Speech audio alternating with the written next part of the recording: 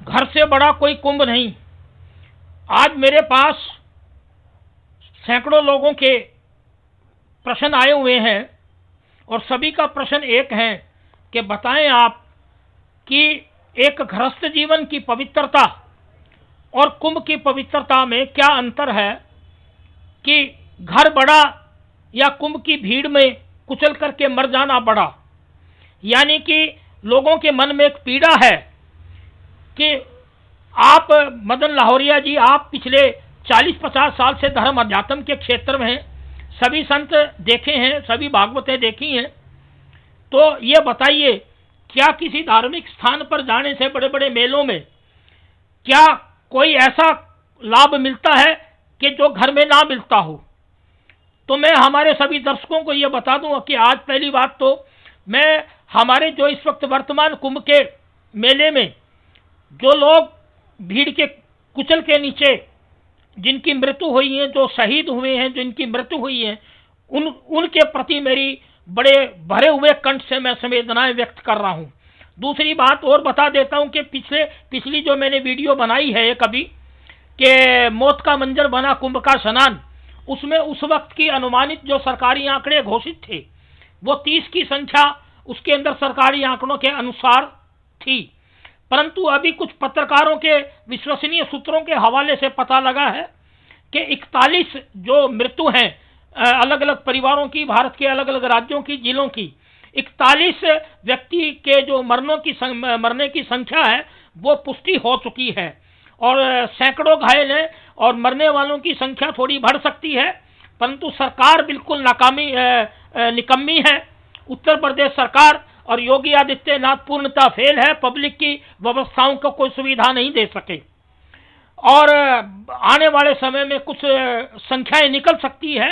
41 की संख्या मैं बार बार बोल रहा हूं हमारी इस वीडियो में कि अभी पुष्टि हुई है। दैनिक भास्कर के 12 रिपोर्टरों ने घर घर पर जाकर के ये पुष्टि की है कि 41 की पहचान हो चुकी है, जबकि सरकारी आंकड़े आज भी 30 बोल रही हैं मरने वालों की संख्या। तो आप इस बात से अंदाजा लगा सकते हैं। दूसरी बात, मैं मदन लाहौरिया पिछले 40-50 साल से धर्म अध्यात्म क्षेत्र में और 20 साल से ज्योतिष के क्षेत्र में हूं और मेरा शुरू से सोच यही रही कि कर्म और धर्म दोनों एक दूसरे के पूरक हैं, कर्म और भाग्य एक दूसरे का पूरक है।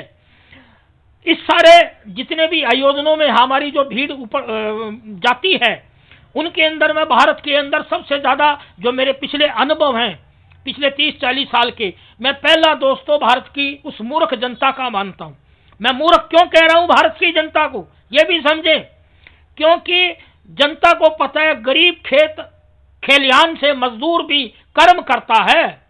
जो मजदूर सवेरे निकलता है वो कोई मंदिर की टल्ली बजा करके अपने काम पे नहीं जाता, वो कर्म को भगवान मानता है।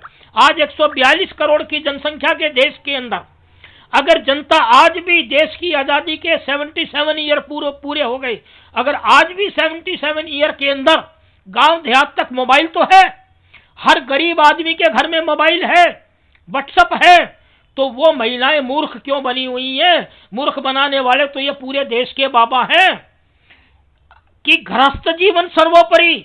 भगवान राम के और कृष्ण के समय से भी गृहस्थ जीवन रहा है, क्योंकि प्रश्न अब इन महंतों और बाबाओं पर भी बहुत बड़ा लग रहा है भारत के। ये जो भारत की सरकार बैठी है ये भी पूरी दोषी है। अब मैं इस प्रकरण में बताता हूं कि घर से बड़ा कोई कुंभ नहीं, और इस कुंभ की भगदड़ में और अव्यवस्थाओं में जो दोषी रहे हैं वो नंबर वाइज मैं दोषी आज हमारी इस वीडियो में बताने जा रहा हूं। मैं पहले स्थान पर जो दोषी मानता हूं भारत की उस मूर्ख जनता को मानता हूं कि जो अपने बूढ़े माँ बाप को छोड़ के, अपने बच्चों को छोड़ करके हैं कुंभ में बड़ी भारी भीड़ में जाते हैं मरने के लिए। हैं आप लोगों के ऊपर व्यंग तो कसे जाएंगे।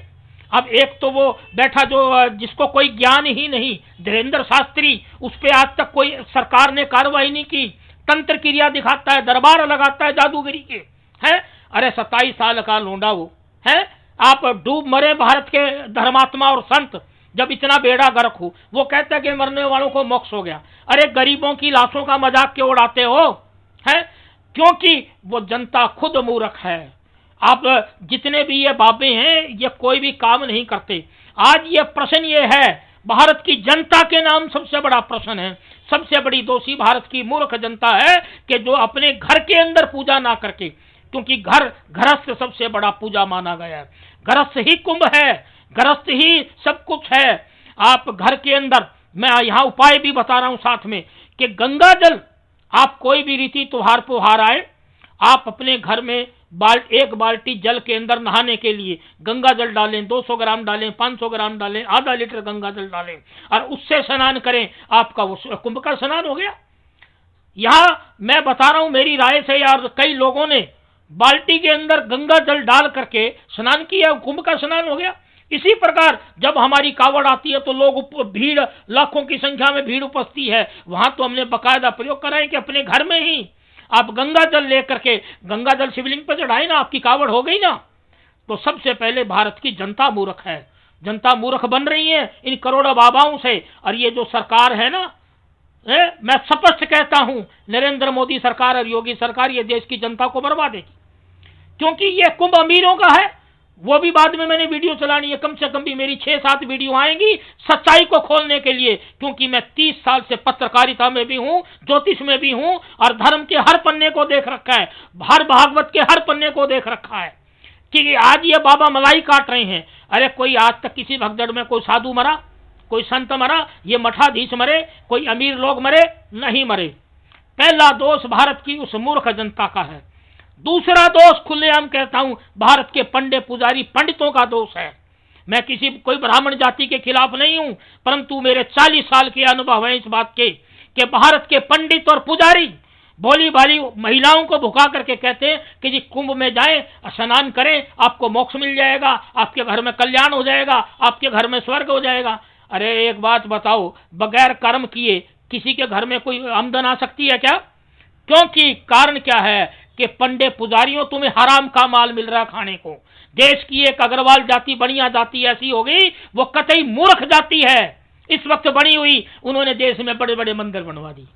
अरे आप अपने भाई को तो पाल नहीं रहे, अपने भाई का तो कल्याण कर नहीं रहे, अग्रवाल समाज अपने बच्चों का तो कल्याण कर नहीं रहे हैं, अपने गरीब थोड़ा जरूरतमंद रिश्तेदारों की तो मदद कर नहीं रहे हैं, अपने निजी स्वार्थ के लिए मंदिर, धर्म, भागवत गीता, इन सब कुछ है।